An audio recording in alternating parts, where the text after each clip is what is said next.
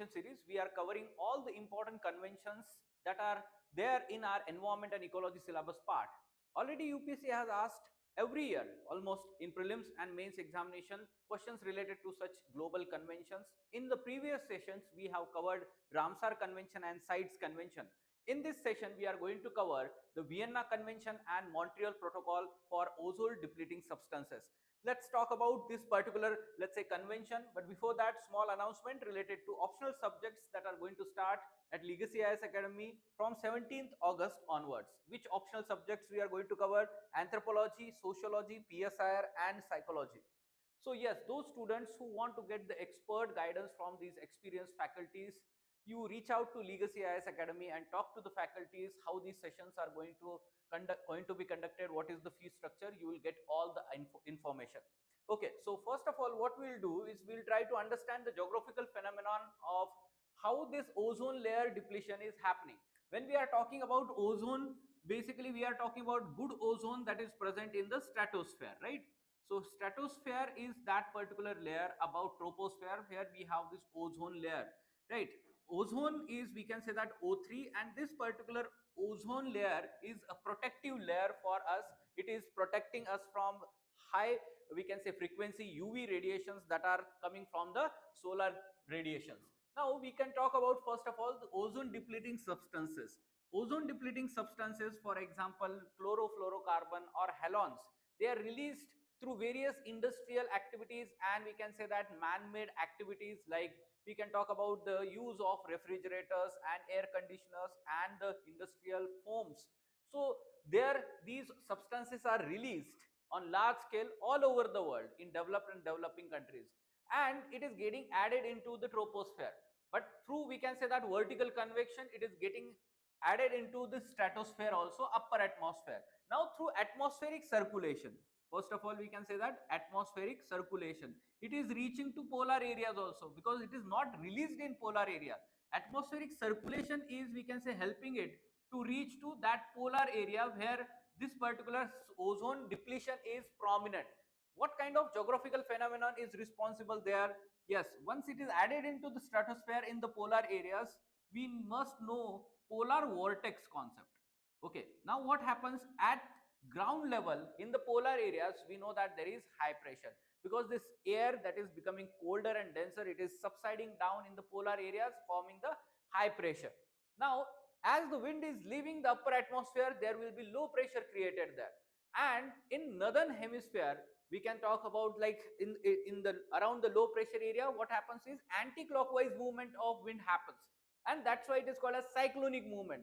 This polar vortex is that kind of cyclonic movement happening in the upper atmosphere there in the polar areas. In the southern hemisphere, it will be clockwise movement. But what happens during the winter, this polar vortex becomes very strong. We can say it becomes very strong. And what happens is, in polar areas, almost for 6 months it is winter and 6 months it is summer. So for these 6 months, there are isolated conditions created because of this polar vortex. That means the wind which is inside that polar vortex and outside that polar vortex is not going to mix. And these isolated conditions are responsible for, we can say that, the ozone layer depletion. What is happening there is certain kind of chemical reactions which continues for long period of time because of these isolated conditions. Polar stratospheric clouds are formed there in the upper, we can say, troposphere and the stratosphere in the polar areas, and these clouds provide the surface for chemical reactions that are happening there. So free radicals that are formed from these ozone depleting substances like chlorine or chlorine oxide, highly reactive, then it is getting added, we can say, reacting this ozone, and it is resulting into, we can say, formation of O2 and O. This is, we can say that, that is problematic. Cl radicals are formed, again it is reacting with, we can say, ozone. So it is a chain reaction that is breaking down the ozone into O2 and O. That is going to create problem, because these UV rays are very harmful. This ozone hole that is formed in the polar areas, especially over the Antarctic, is going to be very significant impact on not only, we can say that, human health, but also overall environmental health. And that's why countries came together in 1985 to form a kind of, we can say that, agreement, and we can say legal framework for future binding agreement on reducing and phasing out all these ozone depleting substances. This is called as Vienna Convention. It was basically signed in 1985, and after that immediately in 1987 the countries came back together for Montreal Protocol, right? So Montreal Protocol provided now binding emission norms, we can say, or phasing out norms, especially for developed countries. It was very small gap that was given, specific deadlines were given, and then again for developing countries also. It was agreed in 1987 under the Vienna Convention. Remember this Montreal Protocol year. Already UPSC has asked question in prelims examination. Of course, to remove this, we can say that phase out the production and consumption of certain chemicals that deplete the ozone. Specific deadlines have been given. Parties, 197 parties including India, you should know. There was creation of multilateral fund established in 1991 to assist developing countries in meeting their commitments. It includes provisions for technology transfer, capacity building, and financial assistance also. Now, impact and significance. Ozone hole in Antarctica slowly recovered, and we can say that climate projections indicate that ozone layer will return to 1980 levels between 2050 to 2070. This is the way you should understand. Now, which ozone depleting substances are covered under this? This was asked in prelims. Chlorofluorocarbons is there, halogens is there, then methyl chloroform, methyl bromide, and carbon tetrachloride. Okay, so these we can say that ODS, ozone depleting substances, were covered under this. Now, next part we will try to understand is how this Montreal Protocol works or it is implemented, because it is a successful protocol, we can say a success story of international agreements. At present, we know Paris Agreement, and there are a lot of disagreements between developed and developed countries in terms of climate change negotiations. But this is one such successful in terms of international negotiations. That's why all over the world it is appreciated and we can say considered as a model protocol. Now, how it is implemented? Institutional mechanism: meeting of parties, supreme decision making body, implement decisions, adopt amendments, supported by ozone secretariat, and scientific assessment panel is there providing scientific and technological advice. How decision making is done? Consensus. If not possible, then 3/4 majority vote is taken and decisions are legally binding on all parties. Then financial mechanism: multilateral fund established in 1991, assisting developing countries in terms of technology transfer, fund transfer, we can say capacity building. Okay, so developed countries contribute to this fund, and then we can say that benefits are reaching to developing countries. Compliance mechanism: ensure full compliance through facilitative non-punitive approach is there, consist of committee on compliance that will ensure the compliance, we can say that. So there has been several amendments also later on, especially Kigali Agreement is most important in 2016. We'll talk about that also. So this is the implementation mechanism.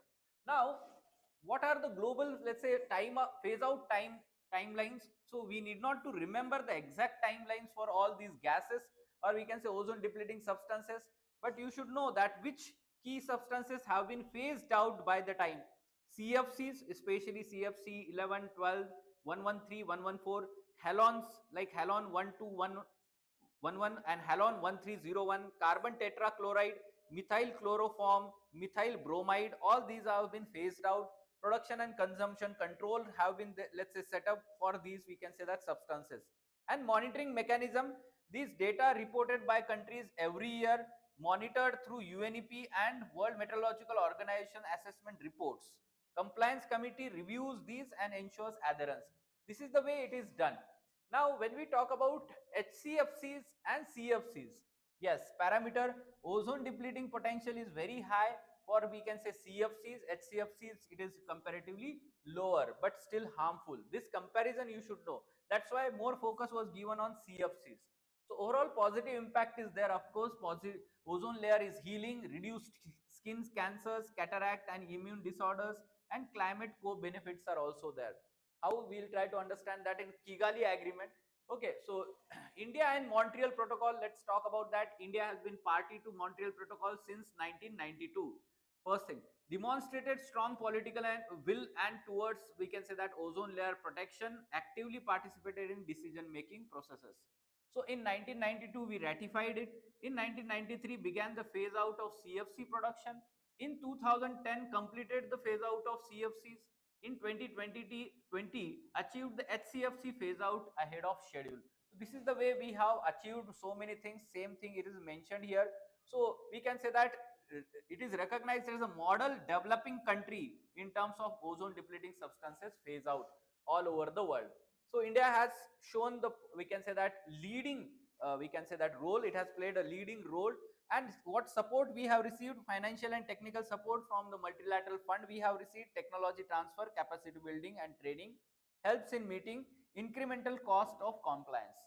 This is the way we should understand what challenges we faced or challenges are ahead, ensuring availability of affordable alternatives, especially in refrigeration and air conditioners and industrial foams, foaming agents. Then preventing illegal trade of ODS, ozone depleting substances, that is also a challenge. Strengthening monitoring and enforcement, managing disposal of old equipments. These are the challenges that we are facing at present related to this. Finally, Kigali Amendment. So what is this amendment 2016? It has been found that when the CFCs and HCFCs were being replaced or phased out, some kind of alternative was required for all these, we can say that, ozone depleting substances, and most prominent was considered as HFCs. But later on, through scientific assessment, it was found that it was a potent greenhouse gas also.